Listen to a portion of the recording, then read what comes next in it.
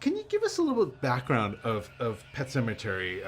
Like for those who've never, in a world where a person who doesn't know what Pet Cemetery is, can you explain to them what this is? Well, is a lore that Stephen King has created in this book around a burial ground specifically for the town's pets. And the kids over many years have done that. But what they don't realize is there's a burial ground behind it that is much more nefarious. And so the book and the movie is about a father who faces the loss of a child who wants to see that child again, which is not the right instinct. As much as it feels right, it's the wrong thing to do. So in defying death, he's made a terrible mistake that'll bring his whole family down. Do you think that's the reason why this book in particular has been a real like kind of favorite among all the fans? I mean, and a real kind of iconic type of horror story that other writers have tried to emulate and stuff. Well, I think what's interesting about it is I think there's two ways that people come at this. One is they understand their pet being buried, and they understood that moment of dealing with death for the first time. I think that's most kids. That's the first thing they deal with when they confront death. So I think you're hitting something super basic in everybody and universal. And second part of it is if you're an older and you've had a child or you've had enough life experience to understand the tragedy of this, you have a totally different relationship with the book. But again, something that unfortunately too many people have gone through. So I think there are two emotional things that often people have both. But at least you have one of them. And so I think that's why that book continues. And it's really well written, obviously. But I know you've worked with Stephen before. Yeah. What is he like? What is that first meeting like with him as a person? Before you even like want to work, what is that like to kind of... You know what? He is...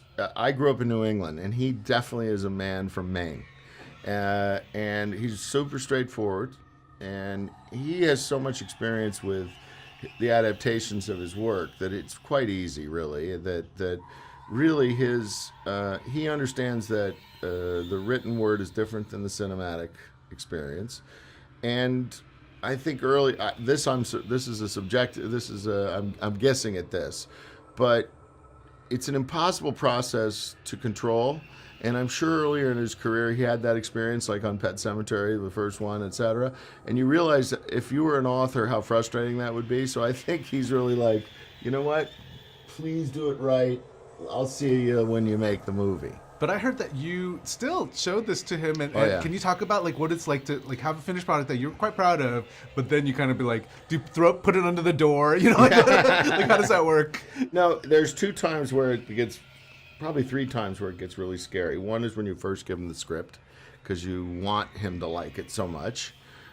We passed that test, so we were like, okay, good, because we had made some real changes, and we didn't know what his reaction would be to it. If his reaction had been bad, I don't know that we would have made the movie. And then the second is when you show him the movie, and we showed him the movie before it was finished because we wanted him to have input. And we wanted to get his reaction to some of the choices we were thinking about making, some which were fully baked in, and some of which we were still debating, which was like the ending. We weren't sure where we were going to go. Maine is a huge character in all of his work, Yeah. and especially in this one. Yeah. So how hard is it for you to recreate something that, like, for all the fans, they have an image of what this world is like, and so when you're looking for that, Yeah. and I know you didn't shoot there, but like, how do you find that in this world? Well, we didn't shoot there. We shot in Montreal, though, which is not far across the border. I grew up in New England, so I know what it looks like. So that part was not hard for me. In fact, the harder part for me was saying to other people, like, no, you don't understand. That isn't right. That house is not a house that is in New England or in Maine. That house is. So that was interesting for me. I was the one guy who I didn't have to go on a scout. I didn't have to. I know what it looks like. So then to do create the set that is the Pet Cemetery itself, like what was the first day like for you to step onto that for you? And was this the version that you guys had in your mind the whole time? I think everybody had a slightly different version, and it evolved over time. But the first time you went into this Pet Cemetery, you were like, it was an interesting balance we were trying to go for. One which was it was creepy, but not like overtly in your face. And I think the idea of putting the masks is where it really came to life. This cast, I very very fun to. I can talk about them for hours, but like what I liked mostly is that they're quite rooted in their even just the second you see them, there is like I don't know, but there's something like they're grounded in. Yeah.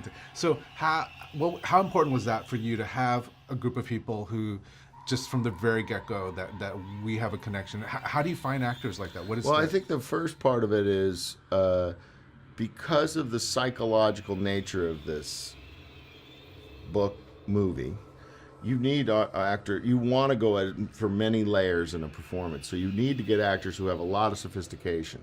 So it's easy to pick John Lithgow and go, I know how great an actor he is. And also in Judd's character, you want both somebody who you want to sort of worry about and also feel like affectionate towards. In Jason's character, he really embodies, I think, that sort of dependable dad, who's now going to unravel, which is, I think, what's interesting about it is because he feels like that stable dad, to watch him unravel is really unsettling, Amy was new to me, but when I was introduced to her and I looked at her work, I was like, how come she doesn't get more opportunities? She's a phenomenal actress, Jete is the one where you're like taking the jump off the cliff. We had seen a great audition. We had brought her in for a second one, so you knew she was good, but you don't know what a kid is going to be like over 45 days, and that was the worry. Logical, and she kept surpassing our expectations. What I love about this film is that we as an audience from the get-go know that something bad's gonna happen, and I love how the filmmakers are throwing these peppered kind of like in jokes throughout, like it's like so if you had to choose a favorite sense of dread, like is there something in particular that makes you like giggle a little bit, that like, oh, I'm so glad that we through that? Well, there's two scenes in particular. One because it's sort of so obvious, which is when Jason goes into the basement and you see this dark door and you're like, dude, don't go there, come on. What are you doing? Come on. But there's a fun in that, I think, but the one that really gets me is when Amy goes into her bathroom in the different house and then rather strange things start happening, because you understand the level of distress that the character's going through. So there's sort of the fun of it, and also the like, okay, this poor woman is really tortured.